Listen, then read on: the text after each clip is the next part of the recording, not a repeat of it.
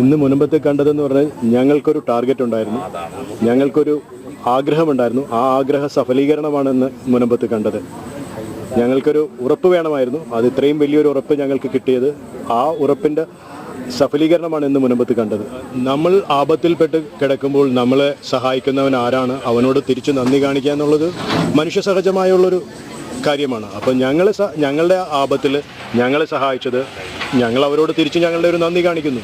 അതൊരു മനുഷ്യ സഹജമാണ്, അതിൽ രാഷ്ട്രീയമില്ലതില്ല. ഞങ്ങളെ ആരോ രക്ഷിക്കാൻ വന്നു, അവരോട് ഞങ്ങൾ തിരിച്ച് നന്ദി കാണിച്ചു, അത്രയേ ഉള്ളൂ. ഞങ്ങൾ ഈ നേരിട്ടുകൊണ്ടിരിക്കുന്ന ഈ ഡ്രാക്കോണിയൻ ലോ ഉണ്ടല്ലോ, വഖഫ് എന്നൊരു ഡ്രാക്കോണിയൻ ലോക്ക്, ഇതിനൊരു ഒരു അവസാനം വന്നിരിക്കുന്നു തന്നെ പറയാം. കാരണം ഞങ്ങളുടെ നിയമത്തിന് തടസ്സമായി നിർണയിച്ച കുറേയേറെ കാര്യങ്ങളുണ്ടായിരുന്നു. അതിനെല്ലാത്തിനും കുറേ മാറ്റങ്ങൾ വന്നിട്ടുണ്ട്. പക്ഷേ ഇത് പെട്ടെന്ന് നടക്കില്ലെന്ന് നമ്മൾക്കറിയാം. കാരണം ഇതൊരു ജുഡീഷ്യറി ഇൻവോൾവ് ആയിട്ടുള്ള ഒരു കാര്യമാണ്. അപ്പോൾ അതിൻ്റേതായ സമയമെടുക്കുമെന്നറിയാം. പക്ഷേ ഞങ്ങൾക്ക് ഇന്ന് കിട്ടിയിരിക്കുന്ന ഒരു ഉറപ്പ്, നരേന്ദ്രമോദി ഈ രാജ്യം ഭരിക്കുന്ന പ്രധാനമന്ത്രി അയച്ചു തന്നിരിക്കുന്ന ഒരു ഉറപ്പാണ്. അപ്പോൾ ആ ഉറപ്പ് ഞങ്ങൾക്ക് തീർച്ചയായിട്ടും അത് പാലിക്കപ്പെടും, ഞങ്ങളെ സഹായിക്കുമെന്ന് ഞങ്ങൾക്ക് 100% ഉറപ്പുണ്ട്. കാരണം വേറെ ആരാണ് ഇതിൽ കൂടെ ഉറപ്പ് ഞങ്ങൾക്ക് ഈ രാജ്യത്ത് തരാനുള്ളത്? അപ്പോൾ അത്രയും വലിയൊരു ഉറപ്പ് കിട്ടുമ്പോൾ ഞങ്ങൾക്കതിൽ വളരെയേറെ സന്തോഷമാണ്. കാരണം ഞങ്ങൾക്കൊരു ടാർഗറ്റ് ഉണ്ടായിരുന്നു, ഞങ്ങൾ എത്തിച്ചേരണം. പക്ഷെ ഞങ്ങൾക്ക് എത്തിച്ചേർന്നു.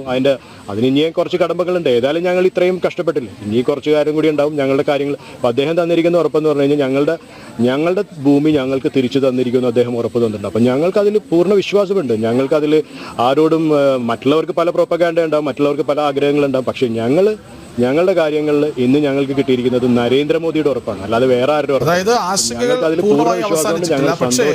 ആശ്വാസം എന്നൊന്ന് എവിടെ നിന്നാണോ കിട്ടേണ്ടത്, ആ ഭരണകൂടത്തിൽ നിന്ന് കിട്ടുമ്പോൾ ഉണ്ടാകുന്ന ആശ്വാസം അല്ലേ?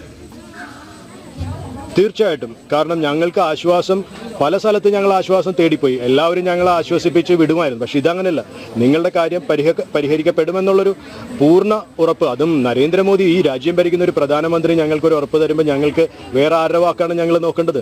ഞങ്ങൾക്ക് കിട്ടാവുന്ന ഏറ്റവും വലിയ ഉറപ്പല്ല, ഇന്ത്യയിൽ കിട്ടാവുന്ന ഏറ്റവും വലിയ ഉറപ്പല്ല ഇത്, മോദിക്ക് ഗ്യാരണ്ടി എന്നുള്ളത്. ഞാനൊന്ന് ഇടപെട്ടോട്ടെ സാർ, ഞാനൊന്ന് ഇടപെട്ടോട്ടെ സാർ. ഈ സംസാരിക്കുന്ന റോണി കെ ബേബിക്ക് ഒന്നും നഷ്ടപ്പെടാനില്ല.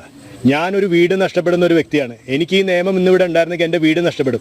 സാർ, സത്യനന്ദിക്കാടിൻ്റെ ഒരു സിനിമയുണ്ട് യാത്രക്കാരുടെ ശ്രദ്ധയ്ക്ക്.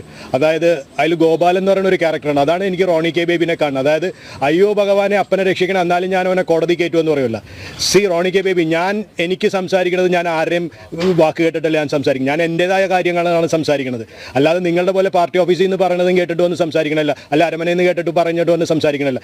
എനിക്ക് വീട് നഷ്ടപ്പെടുന്നവനാണ്, എനിക്ക് എൻ്റെതായ കാര്യങ്ങളുണ്ട്. അപ്പം നിങ്ങളിരുന്നുണ്ട് ഞങ്ങളെ ശരിയാക്കാം. പക്ഷെ ഞങ്ങൾക്ക് ഇന്ന് കിട്ടിയ ഒരു ഉറപ്പുണ്ട്, നരേന്ദ്രമോദിയുടെ ഉറപ്പ്. അതിപ്പോൾ നിങ്ങൾക്ക് അതിൽ അസൂയ പൂണ്ടിട്ട് ഒരു കാര്യമില്ല. നിങ്ങൾക്ക് പല ലക്ഷ്യങ്ങളുണ്ടാവും, നിങ്ങൾക്ക് പല അജണ്ടകളും പൊളിഞ്ഞു പോയി, നിങ്ങളുടെ പല പ്ലാനുകൾ പൊളിഞ്ഞു പോയി, നിങ്ങൾക്ക് പല പ്രോപ്പഗാൻഡകൾ ഉണ്ടായിരുന്നു. പക്ഷെ ഞങ്ങൾക്ക് ഒരു ലക്ഷ്യം ഉണ്ടാവുള്ളൂ, ഉള്ള വീട് കാത്തു സൂക്ഷിക്കണം. അത് പിന്നെ നിങ്ങൾക്ക് വേറൊരു ലക്ഷ്യം. ഞങ്ങൾക്ക് പിന്നെ നിങ്ങൾ പറയണ പോലെ ഞങ്ങൾ മാതാവിൻ്റെ, ഞാൻ ഈ ഇരുന്ന് നിങ്ങളുടെ മുമ്പിൽ നിന്ന് സംസാരിക്കണം മാതാവിൻ്റെ മണ്ണിലിരുന്നിട്ടാണ്. ആ മാതാവുണ്ട് ഞങ്ങളുടെ കൂടെ. അല്ലാതെ നിങ്ങളുടെ പോലെ ഞങ്ങൾക്കൊരു അയാളുടെ പോയിട്ട് പോയി പെർമിഷൻ എടുത്തിട്ടൊന്നും സംസാരിക്കും. ഞാൻ വഴിയിൽ നിൽക്കണം, എന്നോട് ചർച്ചയ്ക്ക് ഇരിക്കുമെന്ന് വെച്ചപ്പോൾ ഞാൻ കയറിയിരുന്നാൽ, അല്ലാതെ ഞാൻ മറ്റേ പാർട്ടി ഓഫീസിൽ നിന്ന് കയറി വന്ന് ഇരിക്കുന്ന ആളല്ല. അല്ലാതെ ഞാനൊരു അരമനയിൽ പോയി സംസാരിച്ചിട്ട് വന്നിരിക്കുന്ന ആളല്ല. ഞാൻ ഇവിടെ വീട് നഷ്ടപ്പെടുന്ന ഒരുത്തനാണ്.